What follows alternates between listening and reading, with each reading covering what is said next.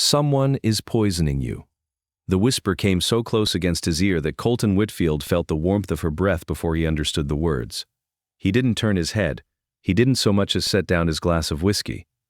Across the table, his fiancée, Vivienne Sorel, sat watching them both with a small, curious smile, the kind of smile a woman wears when she already knows exactly what's being said and is only waiting to see how well you'll pretend otherwise. "Say that again," Colton murmured, low enough that only the young woman leaning against his shoulder could hear. "I said someone is poisoning you, Mr. Whitfield." Her voice didn't shake. "And I don't think it's a stranger doing it." Then she straightened, smoothed her apron, and walked back toward the bar as though she'd said nothing more than that his whiskey needed refreshing, leaving Colton Whitfield sitting very still in the golden afternoon light of the Silver Spur Saloon, his heart suddenly beating a good deal harder than a rich man's heart has any right to beat. Before we ride any further into this one, if the kind of story that gets under your skin slow and pays off proper is the kind you come here for, go on and hit that subscribe button. Costs you nothing, means a great deal to us. Now, let's go back to where this began. The town of Cottonwood, Texas sat about 2 days' ride southwest of Austin, in the year 1886, tucked into a stretch of hill country that turned gold as wheat straw come autumn, and green as Ireland come spring. It wasn't a large town, one church, one bank, one schoolhouse, and the Silver Spur Saloon which did triple duty as tavern meeting hall and, on quiet afternoons, the only place in 3 counties where a man could hear real gossip over real whiskey. And there was no name spoken more often in that saloon, with more reverence or more envy, than Colton Whitfield. Colton owned the Whitfield Ranch, 11,000 acres running cattle, with a stretch of good bottomland that had, 3 years back, turned up oil beneath it thick enough to make half the county sit up straight. He was 44 years old, broad through the shoulders from a life spent working his own land rather than watching hired men work it, and he wore his wealth the way his father had taught him to. Plain. A good hat. A good horse. No rings, no watch chains dripping gold. Nothing to announce what the bank ledger already knew. He'd been a widower 6 years. His wife Sarah had died of the fever the winter their son Wyatt turned 12. Wyatt was 18 now, away at an agricultural college back east, learning the science of good cattle breeding so he could come home and run the Whitfield land the proper way, same as his father and his grandfather before him. For a long while after Sarah passed, Colton hadn't so much as danced with another woman at a barn social. Folks in Cottonwood used to say the only 2 things Colton Whitfield loved anymore were his son and his land.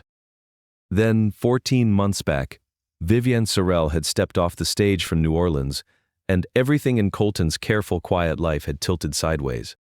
Now here is where we ought to slow down proper, because the young woman who whispered that warning across the saloon table is not some small detail in this story. She is, in every way that matters, the heart of it.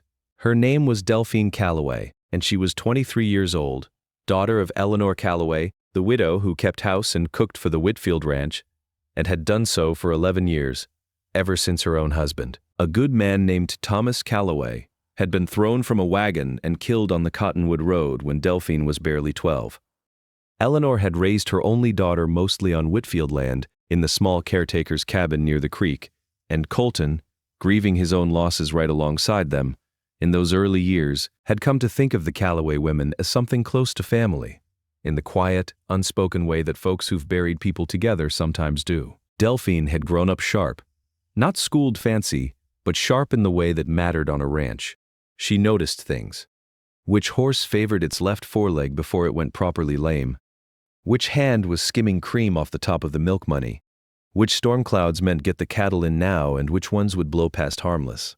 Her mother used to say, half proud and half exasperated, that Delphine had never once in her life taken anybody's word for anything when she could go look for herself instead. So when Vivienne Sorel came to town, beautiful, mysterious, claiming to be a widow herself, from a good New Orleans family whose fortune had gotten complicated after her first husband's passing, Delphine had watched her the way she watched a stranger's horse before deciding whether to trust it near the children. And within a few months, Delphine did not like what she saw.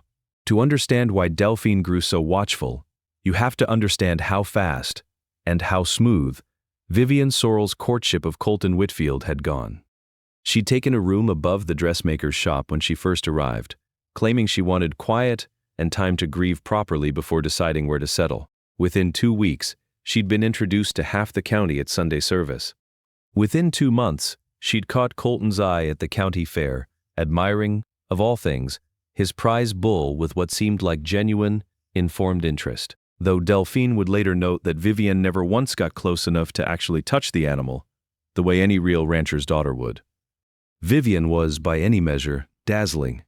Dark hair pinned in careful curls, a laugh that turned heads clean across a crowded room, and a genuine gift for remembering the small things that mattered to a lonely man. She remembered Sarah's favorite hymn without ever having met her. She remembered that Colton's left knee ached before rain. She remembered without fail exactly how he liked his coffee. Black, 1 spoon of sugar, no more. Within 6 months, they were courting proper.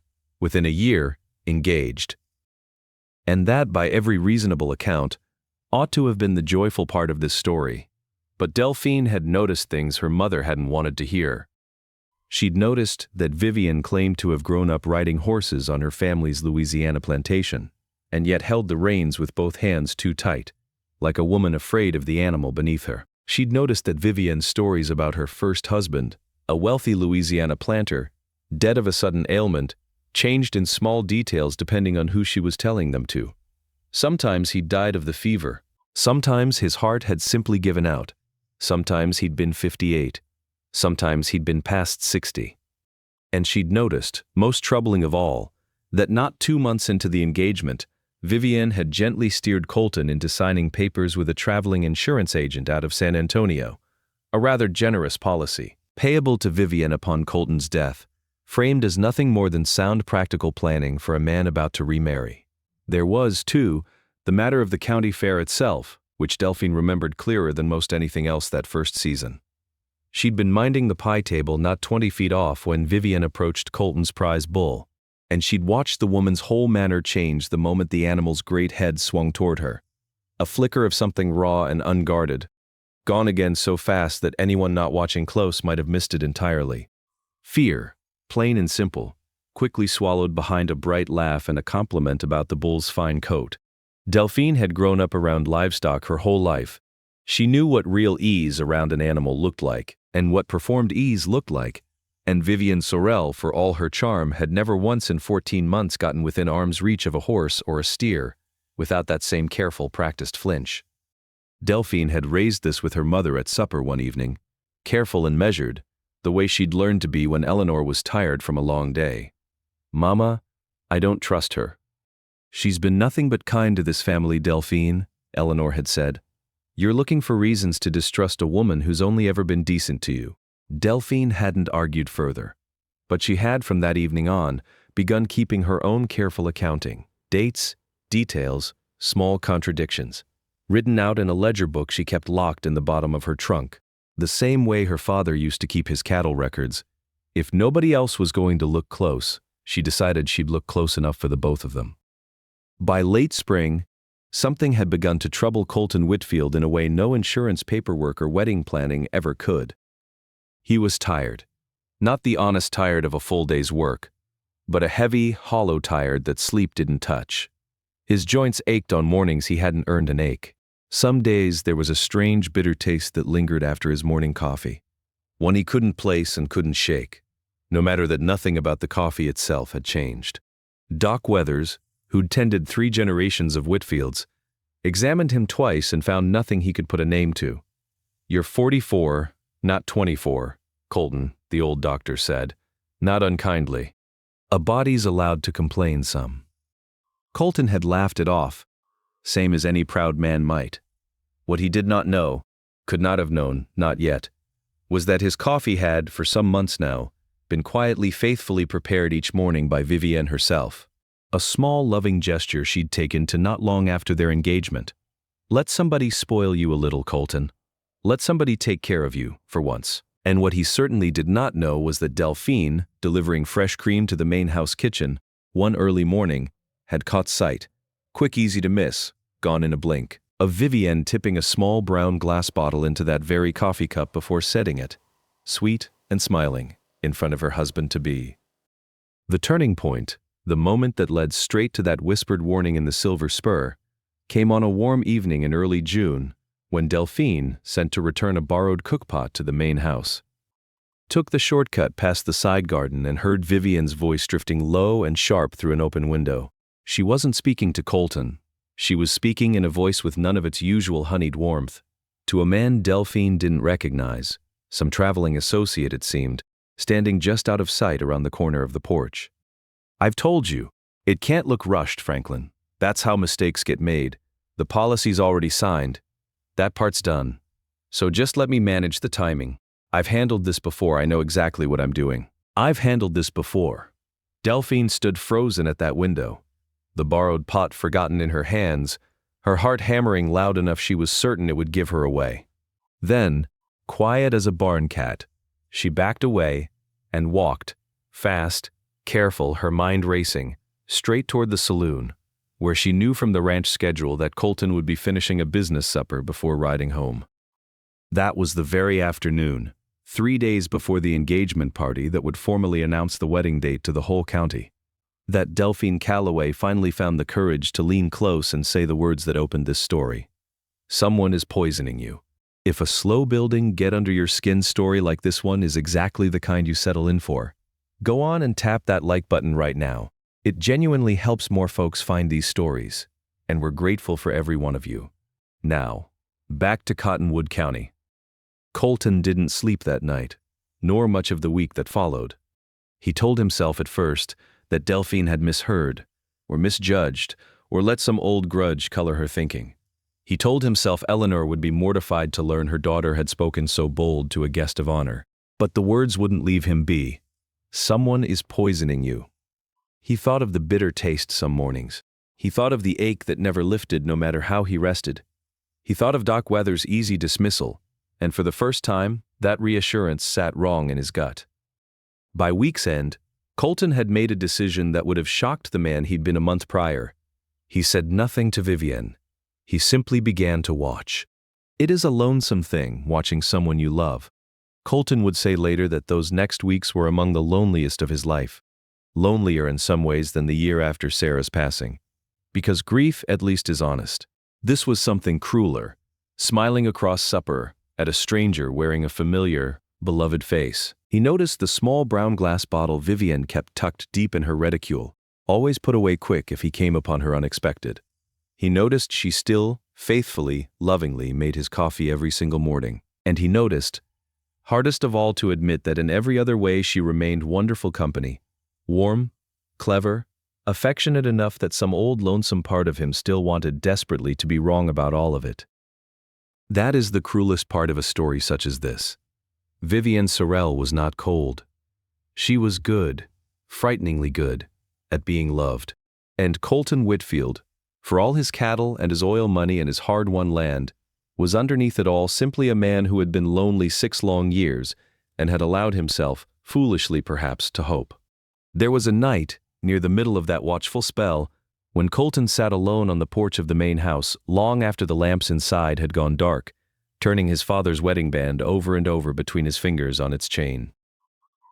He thought about Sarah, how simple loving her had been, how a man never once had to wonder what was true and what was performance. He thought about Wyatt, off at his studies, writing cheerful letters home about soil composition and breeding lines, entirely unaware that his father's whole world had gone quiet and watchful and strange.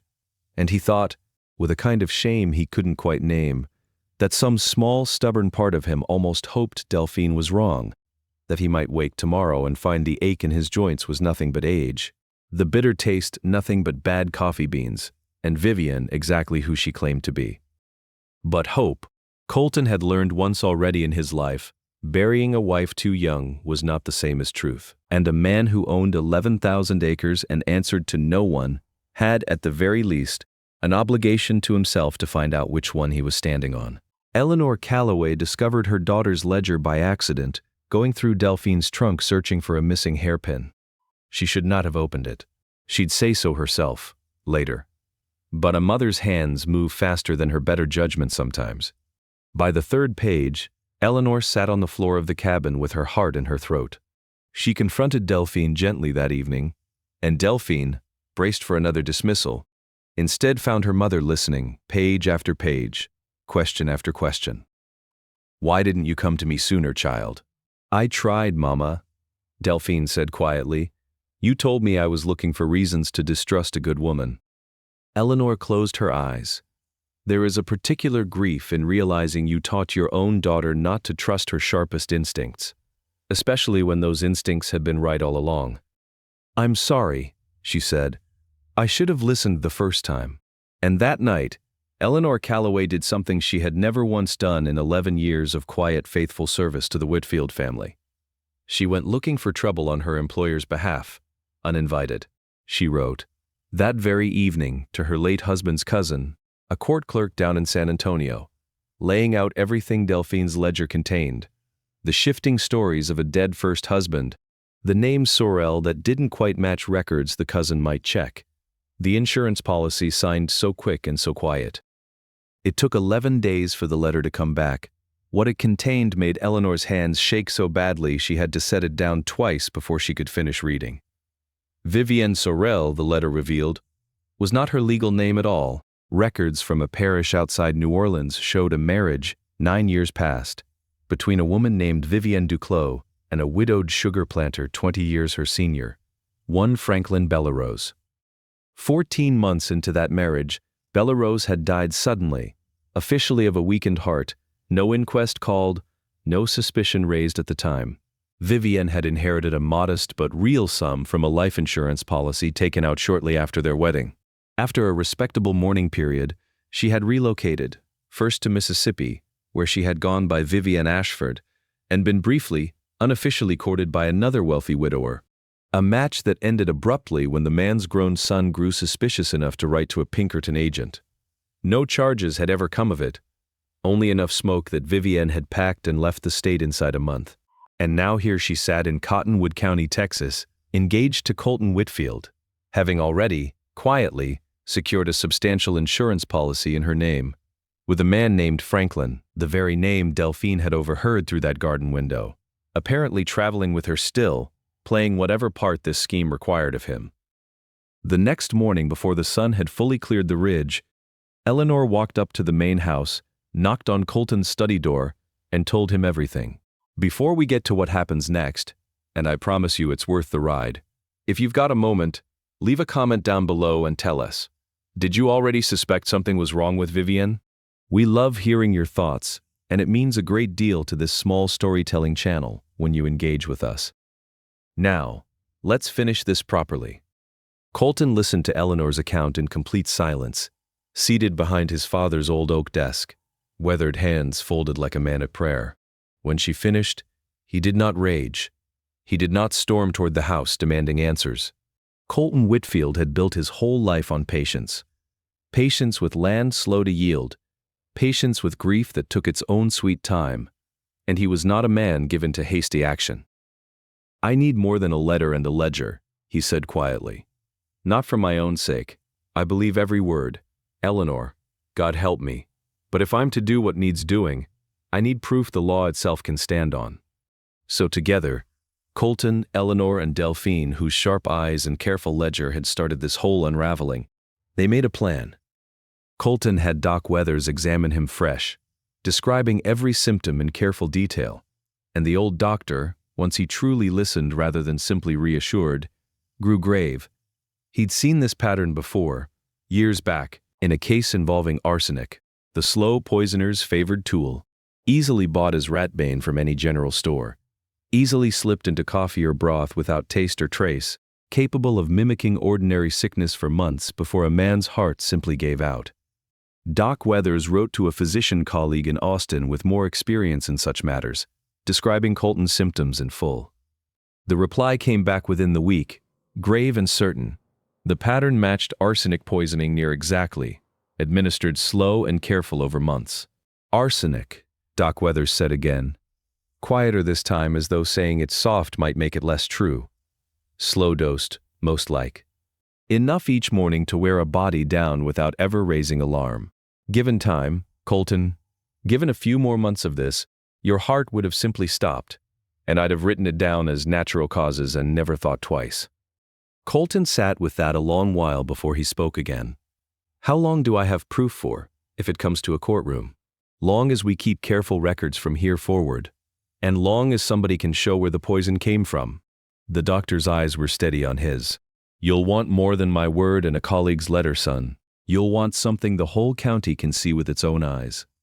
So Colton sent quiet word to a Pinkerton office out of San Antonio, and within days, an agent by the name of Reeves rode out to Cottonwood and began asking careful questions of every merchant and stage driver between there and the county line.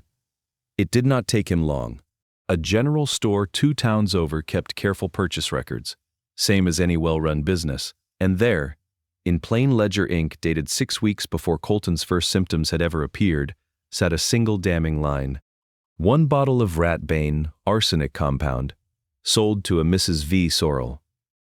Reeves brought the ledger page itself, folded careful in oilskin, and laid it on Colton's desk without a word. Colton looked at it a long time before he could bring himself to touch it. That's enough, he said finally. That's more than enough. Colton did not confront Vivian at the ranch, where such things might be quietly buried. He chose, deliberately, the Silver Spur Saloon, the one place in Cottonwood where the whole county might witness it plain, and where Sheriff Amos Beckett, an old friend who'd known Sarah since childhood, could be waiting nearby with 2 deputies. Discreet, ready. He invited Vivian there under the guise of celebrating the wedding date. Finally settled, finally announced to the whole town. She came gladly, radiant, slipping her gloved hand into his as they walked in together beneath the saloon's swinging doors. I've dreamed of this day, Colton, she said, settling at their table, glancing round at the gathered faces. Everyone here to celebrate us. They are, Colton said quietly, though maybe not for the reason you're hoping. Something in his voice made her go still. I know about Franklin Bellerose, Colton said, low enough for her alone at first, though every ear in that saloon had gone straight to listening. I know about Mississippi, and the son who grew suspicious enough to chase you clean out of the state. I know about the arsenic in my blood, Vivienne. Doc Weathers has the proof, and an Austin physician's confirmed it besides. And I know your name is in a general store's ledger, buying rat-bane 6 weeks before I ever took sick. The color drained clean from Vivian's face.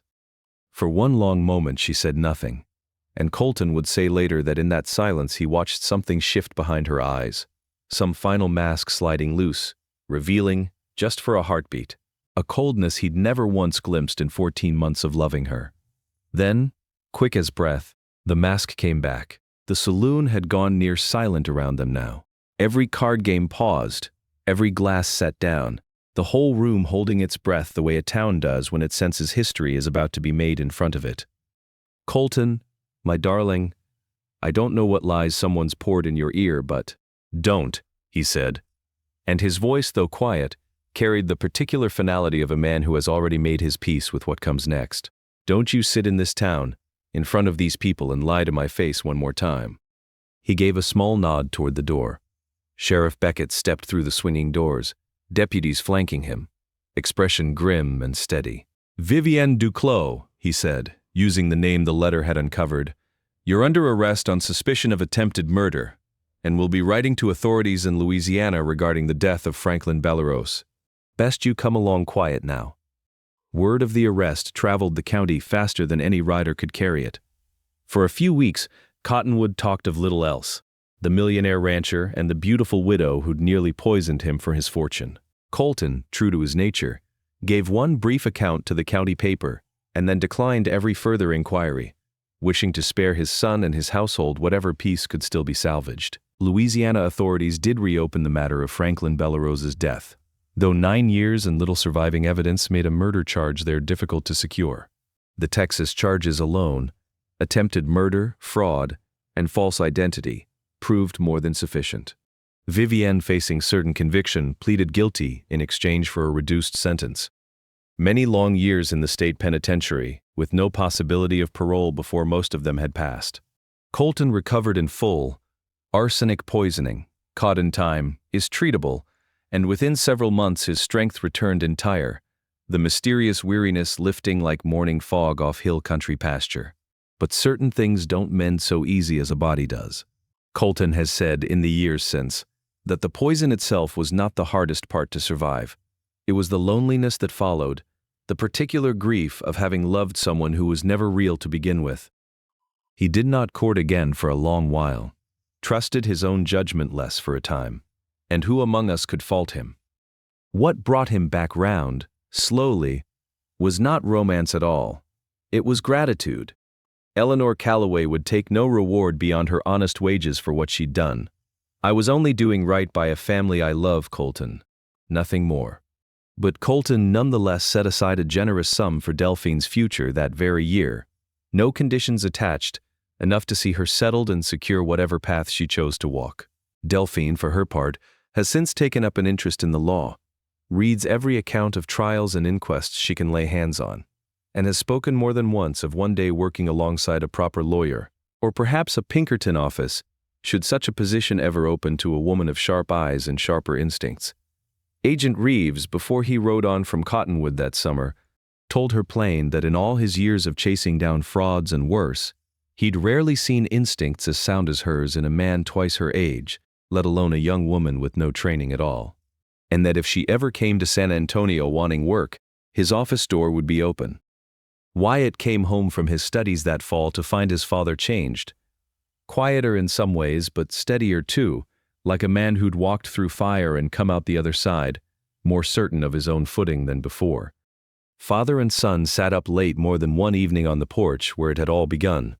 Colton telling the story slow and plain, sparing nothing, because he believed a young man ought to know what real trust looks like, and what it costs to hand it out too quick. Colton still keeps her ledger, the very one that began this whole unraveling, locked safe in the top drawer of his father's old desk. Says he takes it out some quiet evenings, just to remind himself what it looks like when somebody speaks the truth even when nobody much wants to hear it.